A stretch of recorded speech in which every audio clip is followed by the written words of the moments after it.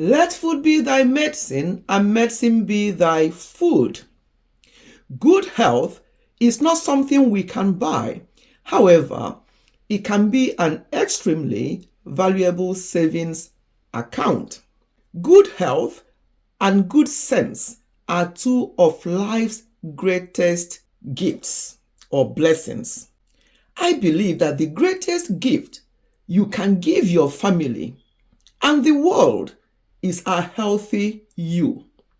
The way you think, the way you behave, the way you eat can actually influence your life by 30 to 50 years. Hello everyone, welcome back to Ifechi Health and Wellness. Today I want us to quickly look at, I think it's about 11 things I picked out today that we can look at that are actually damaging our health and we are consuming them on a daily basis. Number one is packed food in cartons, all these foods, dry foods in carton. They may save you time. Oh, they're packaged, you put them in the microwave and even damage the food more, or they have long shelf life. That means that they are preserved. They have a lot of preservatives in them and they are high in sodium and also high in MSG, monosodium glutamate. So we have to be very careful. Look at the packages and see what is actually listed on the back. Number two is sugary beverages, and that contains all sorts, soda or soft drinks or whatever you call it in where you are. They contain many calories and they promote obesity, insulin resistance, and type 2 diabetes and heart diseases as well. And these sugary beverages, I want to include energy drinks here. A lot of people have it, they call it because it says energy drink. They think, oh, they have it for energy. They are colored sugar. Run away from them. They're not good for you. The next one is baked goods. They smell so good. The smell of fresh bread. Oh my goodness, they smell so good. But they are loaded with carbs, refined sugar, trans fat, and tons of calories. If you have to have them to barest minimum. If you choose to have bread, obviously we can't say, oh, don't eat it at all. Personally, I don't, but if you have to, then don't eat it all the time. Some people have it, especially in this part of the world where I am, in diaspora. They have toast in the morning and they take sandwich with them for the afternoon. They come back in the evening and another high carb food because they are so tired they cannot even cook from scratch. Number 5, red meat.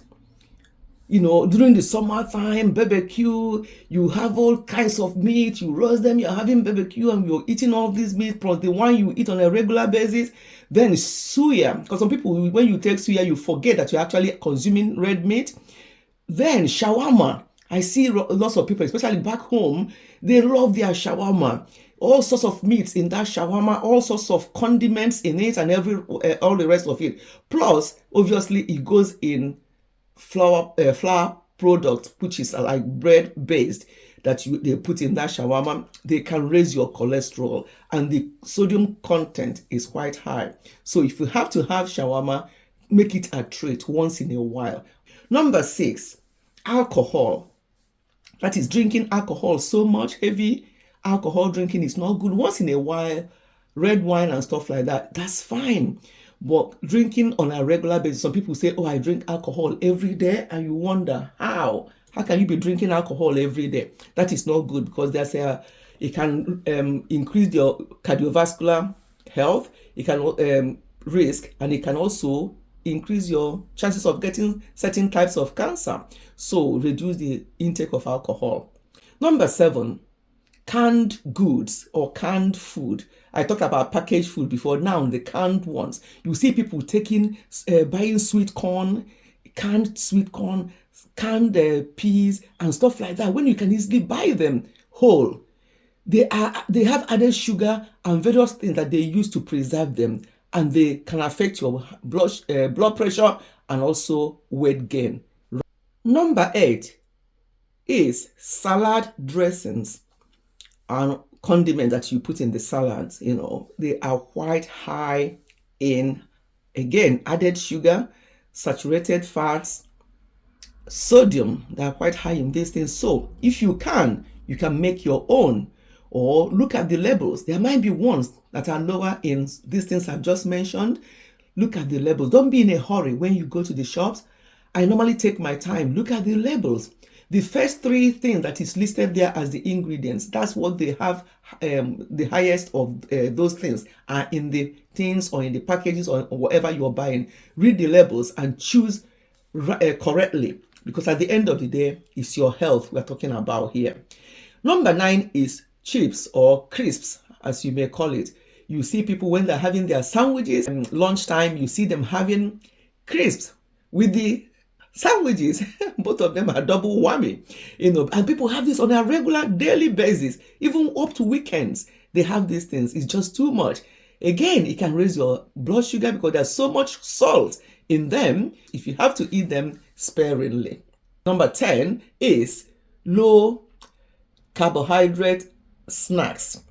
If if you want to reduce your carbs, you think, oh, I go for low fat, low carb, low this. They have used other things to to replace the carb or to replace the fat. So always read the labels to make sure that there's no other thing that they've added there to make it low carb. Always low carb is snacks, and low carb drinks can be deceiving sometimes. Make sure that you look at the back of the labels, read them properly, and then make a good choice. Number 11 is processed meat. The chemicals that they use to preserve or process these foods can increase the shelf life of that food, and then it can affect our health. There's this colon cancer, heart disease, high blood pressure, cholesterol. I can't overemphasize on these things. Too much of processed food is not good for us. Make sure that if you have to have them, very, very moderately. The last one I want us to look at, number 12 today, is wheat. Yes, people eat wheat and they think that, oh, I see some diabetics, they think that is actually good for them. But wheat is actually not good for people, especially diabetics. One, wheat does not digest easily, and also it raises blood sugar quickly. But unfortunately, people don't know this because it has high GI. GI is glycemic index in wheat is quite high. So that means that it releases sugar into the bloodstream quicker. That's what high GI food does. They release sugar to the bloodstream quicker, and they can make your diabetes or any other condition worse instead of making it better. But I see people, they go to all these restaurants or even in their homes and they're ordering wheat because they are diabetic or they have heart condition and they think it's better for them. No, if you really have to have fufu for somebody with diabetes, the best one to go to is oats. Oatmeal or Quaker oats, grind Quaker oats or unripe plantain, things like that. They are better, but run away from wheat. They actually will increase your blood sugar and make your diabetes or heart condition or such like worse.